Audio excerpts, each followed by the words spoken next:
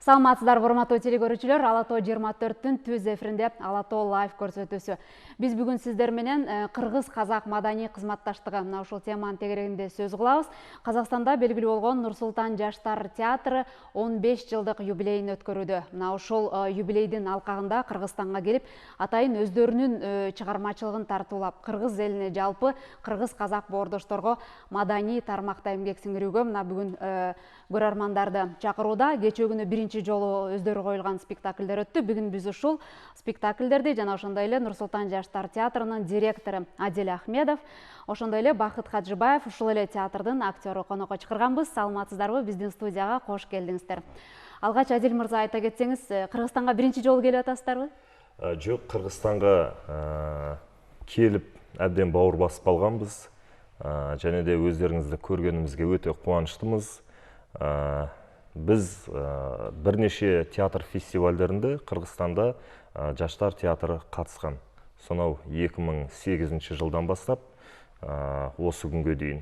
Былтыр енді Қазақстан мен Қырғызстанның арасындағы дипломатиялық қарым-қатынастың нығаюына байланысты көптеген шаралар өтті.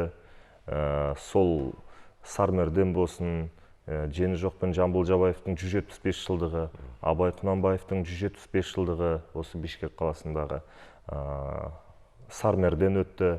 Осы шараның бәріне келіп, қатысып, екі елдің арасындағы достықтың нығайуына өзімізше қолдан келгенше тамшыдай болсын үлес қосып, тырысып жүрміз. Ал эми бул ошол кечээкү өткөн спектакльди мына атайын жумалык менен юбилейдин алкагында келип атасыздар. Кыргыз көрөрмандары кандай кабыл алышты? Сиздер койгон чыгарма кандай аталат? Элдерге кандай таасир калтырды? Ошолор менен бөлүшүп кетсеңиздер. Кечеги эң алгачкы шымылдыгымызды ачып койгон спектакльimiz бул Габит Мүсіреповтың Кыз жібек спектакль менен ачылган болотунбуз.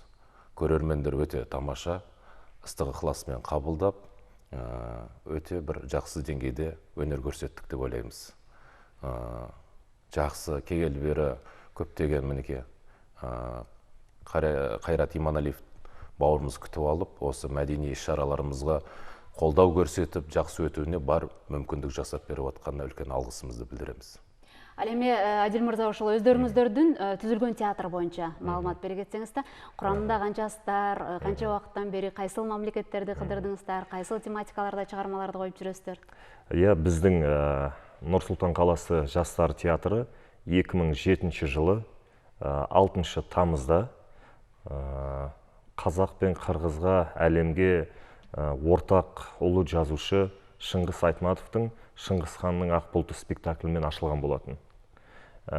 Инсценировканы жасағанда біздің бір туған қырғыз елінің драматургы, театр сыншы Жаныш Құлманбетов болатын. Сондықтан да біз осы орайда 15 жылдықты Бишкекте де атап өткенді жөн көрдік. Одан бері енді 15 жыл өтіп кеткен екен. Театрдың негізін қалаған осы қазіргі жастар театрының көркемдік жетекшісі, режиссері біздің ұстазымыз Қазақстанның еңбек сіңірген қайраткері Нұрғанат Жақыпбаев.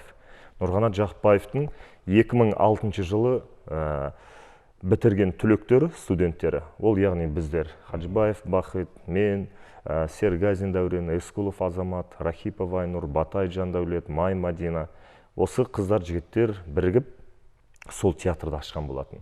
Ашылған кезде бізде 12 ғана актер болды. Здание, ғимарат, ештеңе болған жоқ. Сол актерлар өздері гример, өздері костюмер, өздері декоратор. Солай басталды. Содан ақырын фестивальдерде орын алдық. Біздің ең алғашқы гран-приімізді да біз осы 2008 жылы Бишкек қаласында өткен Арт Ордо фестивалінде Шыңғыс Айтматовтың Жан азабы спектаклімен алған болатынбыз. Содан бері гран-прилердің 15 гран-при бар, 15 жылда. Оның бірнешеуін осы Қырғыз елінің фестивальдерінде алдық.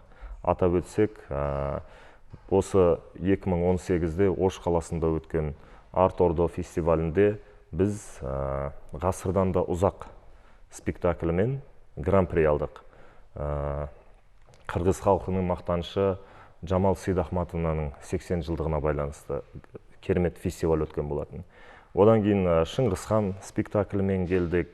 Сондай-ақ бізде Тағы бір ерекшелігі Сұлтан Раевтың Меккеге қарай ең ұзақ жол спектаклі бар. Ол спектакльдағыны Алматыда 2011 жылы Гран-приді халықаралық фестивальде жеңіп алды. Сондықтан да ұстазымыздың өзі Нұрғанат Жақпаев Шыңғыс Айтматовтың шығармаларын чоң сүйеді. Демек, сіздердің ушул 15 жылдық өзіңіздердің өмір таржымалыңыздарда көп өсіп, өнүгүүгө жетүүдө Кыргызстан менен канатташ болгон биргеликте чыгармалар абдан көп турбайбы? Әрине, дұрыс айтасыз.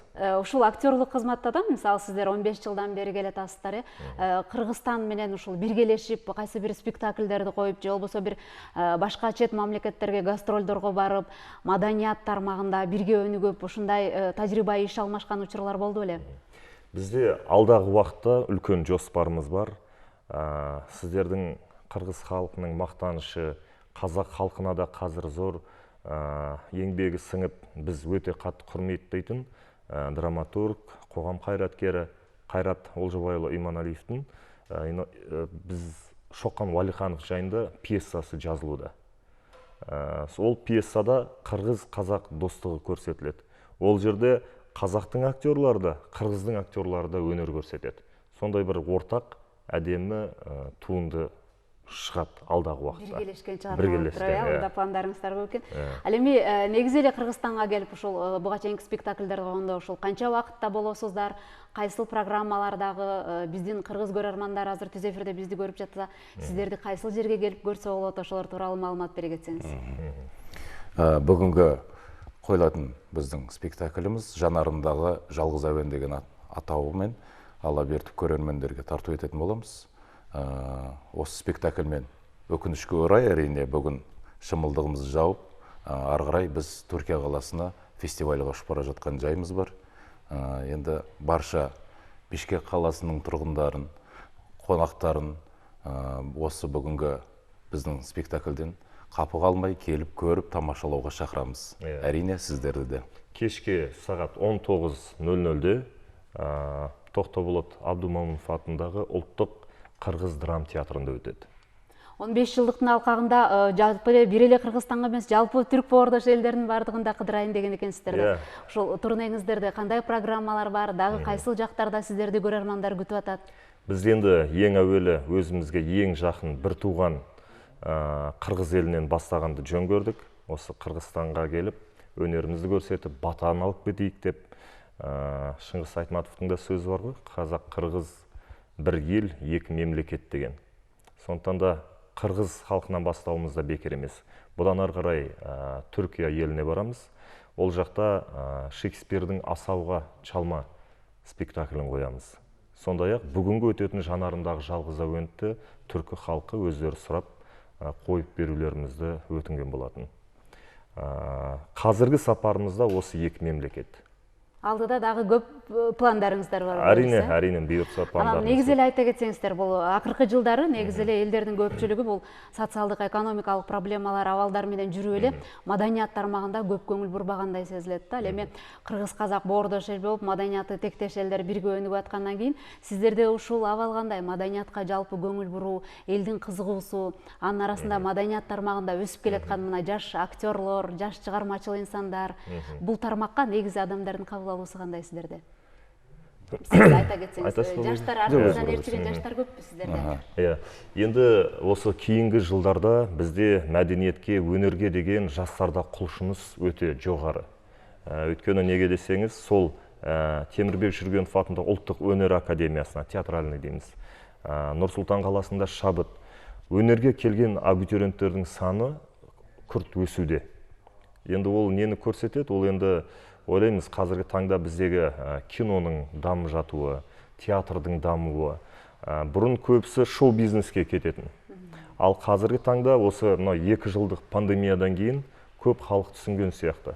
Нағыз өнер ол театр, өйткені театр синтездік өнер, ол жерде сіз 5 аспап болуыңыз керек. Сіз әнде шырқай білуіңіз керек, жыр шырқап, сіз текст айта білуіңіз керек, сіз пластичный қимылдауыңыз керек, әртүрлі акробатикалық элементтер болсын.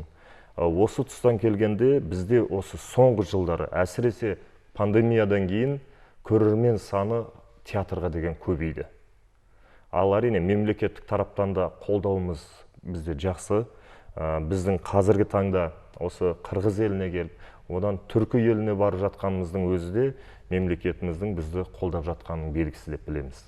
Негізі сіздер ушул жаштар театры болуп, анан жаштардын демилгеси менен жалаң ошол өзүңүздөрдө түптөлүп келатканда, негизи өздөрүңүздөрдүн чыгармачыл жолу кайсыл тематикалык багытта, мисалы дүйнөлүк классикалык жанрларга көп көңүл бурасыздарбы же түрк тилдүү тектеш элдергеби, кандай багытта чыгармаларыңыздарды тандайсыздар? Өтө жакшы сурак.